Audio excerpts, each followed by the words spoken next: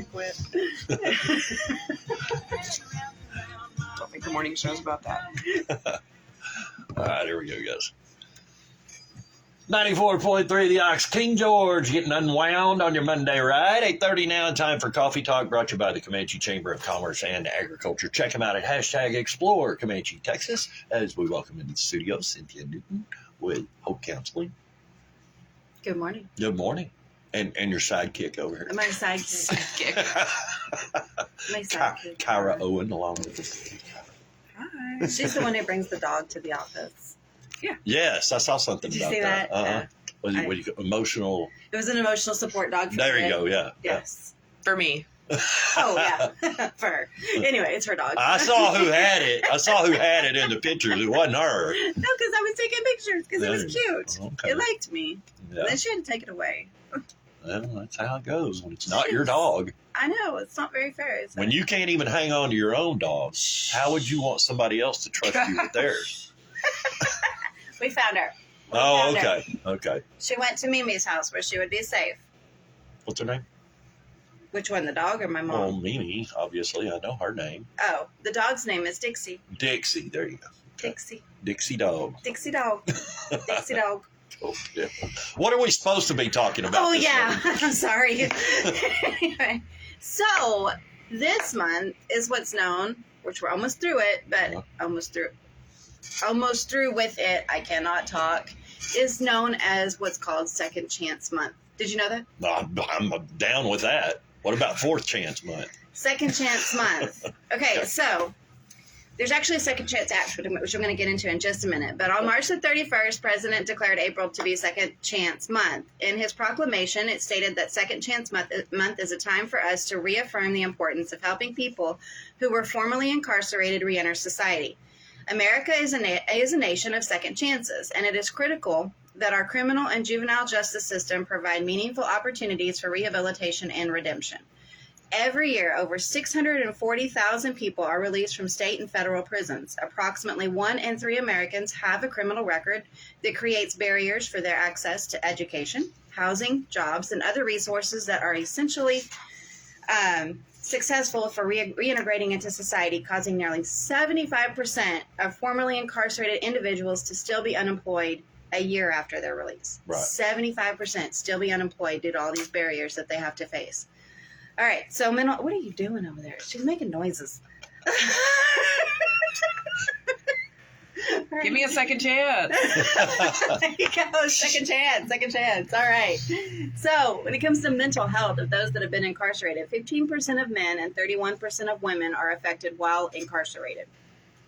Substance use. About half of the people in state and federal prisons have substance use disorders, and 70% of the people with mental illnesses also had co-occurring substance use disorders. That's a lot. I mean, when you start really thinking about it, that's a lot. Housing and homelessness. 15% of people incarcerated in jail had been homeless in the year before incarceration, which means, guess what? When they come out, it's going to be even that much harder for them to find a place to live. Sure. Education and employment. 2 out of 5 people incarcerated in prison lack a high school diploma or its equivalent. I love statistics, don't you? I'm sorry. You always have some good ones. I'm a nerd. So is Kyra. She just won't admit it on the air. Right.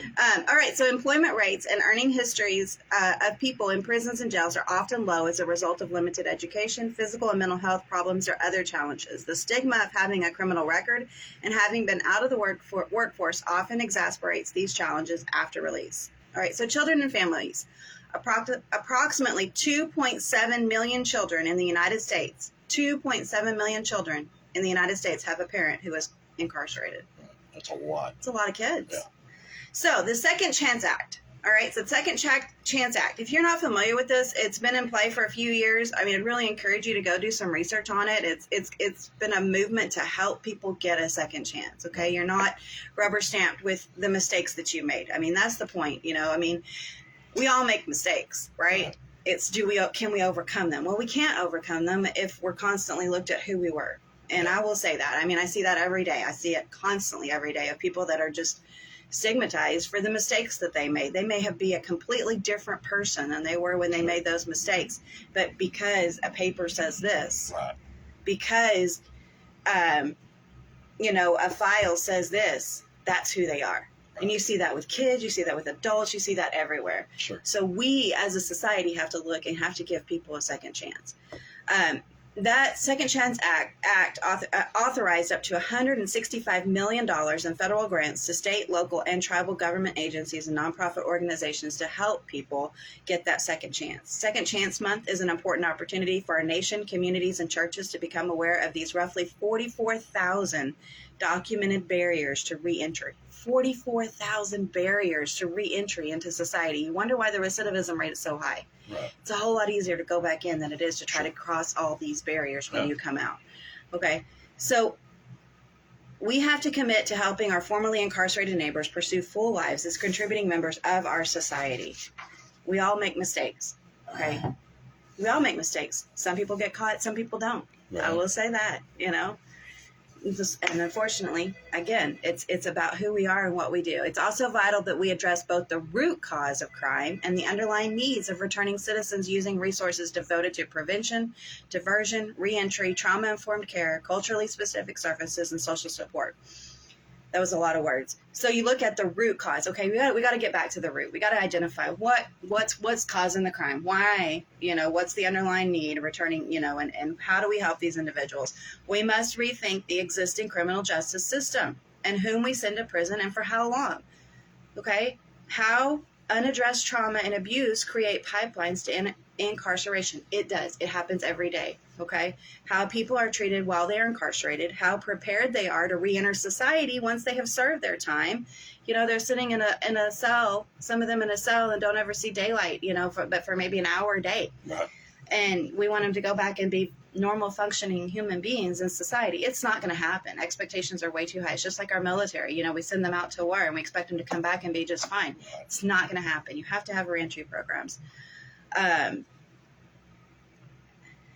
All right, so we also have to look at how prepared they are, like I said, to reenter society once they've served their time, how the racial inequities that led to disproportionate numbers of incarcerated people, it happens, we have a disproportionate numbers of incarcerated people of color and underserved groups can actually affect them, okay? This requires quality job training and educational opportunities during incarceration. It requires providing formerly incarcerated individuals with opportunities to enter the workforce, reunite with their families, find stable and safe homes, and access to health care. This also requires expunging and sealing certain criminal records so that people's futures are not defined by their past. So all of this is to say, so I talked a while back about an organization that we had started, which is called Restoring Hope, that we at Hope Counseling has started. And we are going. Restoring Hope is an organization that it helps with the dignity. Restoring Hope provides we restore hope to people with dignity and respect for those returning home to support success. Okay, so those returning home to support success, we want to help restore dignity and respect to those individuals. Build a support system with trusted family and friends that can provide emotional support. Connect with us as a reentry program that can help you transition into society and connect you with resources and opportunities for your future. Help you obtain that ID by locating necessary documents. Again, these are things that you'd be surprised when they come out of prison or they're transitioning out, things that they need that, it's like, who do I go to? Where do I go? How do I get this help? That's what we at Restoring Hope, part of Hope Counseling of Texas, is here to do. Secure a place to live through job training and financial literacy classes. We want to help you find those classes. We want to help you match up with other resources and get you the training that you need to be successful. Take care of your mental and physical health. We provide counseling. We provide support groups. Provide support for children during incarceration through our Go Kids program and through reentry and transitioning, including family counseling and if needed. Okay, so again, we're here for the kids. If your kids are going through their parents incarcerated, please contact us at Hope Counseling of Texas. We're trained. We're helping kids right now that their parents are incarcerated and they're having to learn how to deal with that and cope with that through the Go Kids program, which is a state recognized program.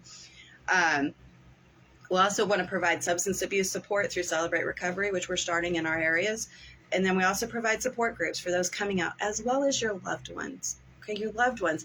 When you transition when you have somebody that's transitioning out of prison and you realize just the trials and things that you go through, your loved ones that you're coming out to, they need support too. And we're here for that as well, because it's a huge transition and you're not going through that alone. And sometimes you don't know until you've sat in a group and you've talked to somebody else that's been through that exact same, and they said, yeah, I've navigated it this way. This is what you do. This is how you overcome. So just be aware. Restoring Hope is part of Hope Counseling of Texas, but we are here to help you. If you have a loved one that's transitioning out of prison, please get a hold of us, and we will gladly help y'all in that transition process. Anything that we can do to help you. 325-356-1105. Again, we're Hope Counseling of Texas with Restoring Hope. Anything that we can do to help you, especially through that second chance. And we are all about giving people second chances.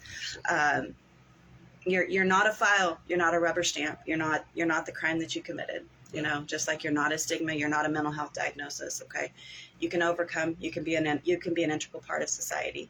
I see it every day. So, Comanche, Eastland, Dublin, and Hamilton. 325-356-1105. Second Chance Month. Just remember, we're here for you. All right, Cynthia Newton with Hope Counseling. Thanks as always. Thank you. Made in America. What is